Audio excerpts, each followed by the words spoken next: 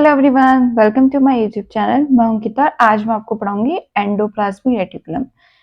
जो हमारा endoplasmic reticulum होता है वो हमारी मेम्ब्रेन बाउंड ऑर्गेनेली होती है। इट मींस जो हमारा एंडोप्लाज्मिक रेटिकुलम है वो एक मेम्ब्रेन से कवर होता है। जो हमारा एंडोप्लाज्मिक रेटिकुलम होता है वो हमारा साइटोप्लाज्म में प्रेजेंट होता है, जिसमें सबसे फर्स्ट पॉइंट है हमारा endoplasmic reticulum is a network of tubular and microsomal vesicular structure which are interconnected with one another।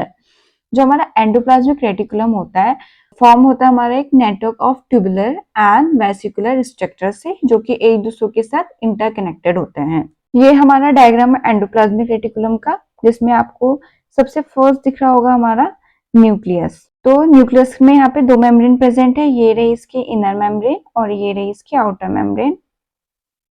जो हमारा एंडोप्लाज्मिक रेटिकुलम होता है वो हमारा न्यूक्लियर मेम्ब्रेन की जो आउटर मेम्ब्रेन होती है उससे कनेक्टेड होता है। तो यहाँ पे आप देख सकते हैं कि ये इसकी आउटर मेम्ब्रेन से कनेक्टेड है। देन ये कंटिन्यूस करता है अपने फोल्डिंग्स पे, जिनको हम बोलते हैं ट्यूब लाइक स्ट्रक्चर। ये आपको दिख रहा होगा ट्यूब लाइक स्ट्रक्चर है जो उसकी फोल्डिंग्स है।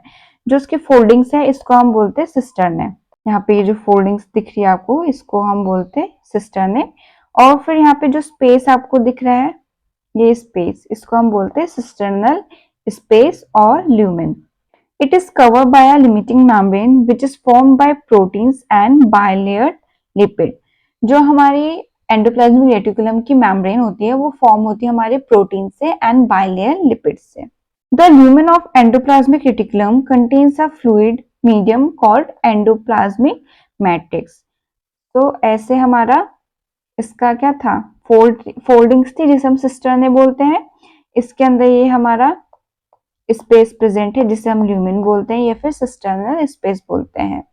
इस स्पेस में हमारा एक फ्लूइड मीडियम प्रेजेंट होता है जिसे हम एंडोप्लाज्मिक मैट्रिक्स बोलते हैं। The diameter of the lumen is about 400 to 700 angstrom. जो इस ल्यूमेन का डायमीटर है वो हमारा 400 to 700 एंगस्ट्रॉन होता है। The endoplasmic reticulums form the link between nucleus and the cell membrane by connecting the cell membrane with the nuclear membrane। जो हमारा एंडोप्लाज्मिक रेटिकुलम होता है वो एक लिंक फॉर्म करता है हमारी सेल मेम्ब्रेन एंड न्यूक्लियस के बीच में by connecting the nuclear membrane to the cell membrane। Types of endoplasmic reticulum। Endoplasmic reticulum is of two types, namely rough endoplasmic reticulum and smooth endoplasmic reticulum. So नाम से समझ में आ रहा है rough, it means जो endoplasmic reticulum का surface है वो हमारा रफ होगा। तो इसका रफ सरफेस जो होता है वो हमारे राइबोसोम्स उसमें प्रेजेंट होते हैं, उसकी वजह से इसका सरफेस हमारा रफ होता है, इसलिए हम इसे रफ एंडोप्लाज्मिक रेटिकुलम बोलते हैं। फिर हमारा smooth endoplasmic reticulum. Smooth endoplasmic reticulum में जो हमारे राइबोसोम्स होते हैं वो उसके सरफेस में प्रेजेंट नहीं होते हैं, इसलिए उसका टेक्सचर जो होता है स्मूथ होता है, इसलिए हम उसे स्मूथ एंडोप्लाज्मिक रेटिकुलम बोलते हैं। ये रहा हमारा एंडोप्लाज्मिक का डायग्राम, जिसमें जो मैंने आपको ये बताया था ये वाला पार्ट, ये पूरा पार्ट यहाँ से यहाँ तक का हमारा क्या है, ये हमारा एंडोप्लाज्मिक रेटिकुलम है, जिसमें हमारे आपको ये टाइनी टाइनी से सर्कल्स दिख रहे हैं, ये हमारे राइबोसोम्स है जो कि एंडोप्लाज्मिक रेटिकुलम के सरफेस में अटैच्ड है। तो जिस भी सरफेस में ये हमारे राइबोसोम्स अटैच्ड है उससे हम बोलेंगे रफ एंडोप्लाज्मिक रेटिकुलम, जो कि इतना पार्ट है। फिर है हमारा स्मूथ एंडोप्लाज्मिक रेटिकुलम। यहाँ पे इसमें आपको दिख रहा है कि एकदम सरफेस इसका स्मूथ है, इसमें कोई भी राइबोसोम्स प्रेजेंट नहीं है, इसलिए हम इसे बोलते हैं हमारा स्मूथ एंडोप्लाज्मिक रेटिकुलम। ये वाला पार्ट ये है हमारा स्मूथ एंडोप्लाज्मिक रेटिकुलम।